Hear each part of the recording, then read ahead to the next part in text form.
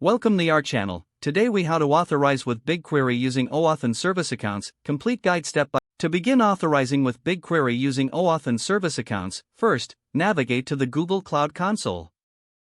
Create a new project or select an existing one in the console. Next, open the I am an admin section from the left sidebar. Then, click on Service Accounts to create a new service account. Select Create Service Account and provide a name and description for your account. Choose the appropriate role, like BigQuery user, to grant necessary permissions. After configuring the role, click Continue. You will then have the option to grant users access to this service account. If you do not need to, you can skip this step and click Done. Next, locate the created service account in the list and click on it. Under the Keys tab, select Add Key and then choose JSON. This action will generate a JSON file containing your service account credentials. Download and securely store this JSON file on your device. Now, open your terminal or command prompt to start the authentication process. Ensure you have the Google Cloud SDK installed and authenticated on your machine. If you haven't already, install the BigQuery client library for your programming language of choice. Set the environment variable to point to the downloaded JSON key file.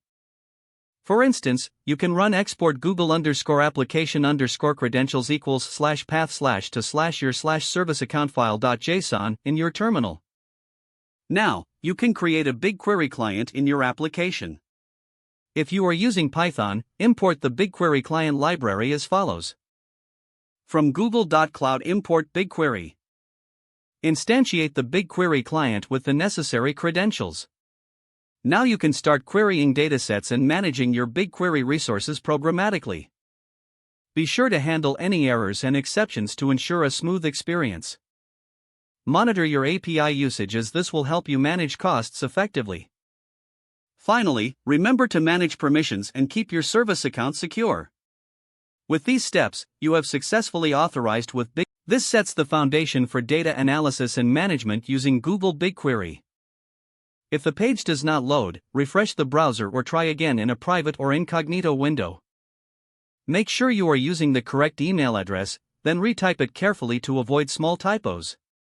If your password is not accepted, use the reset option and create a new strong password you can remember.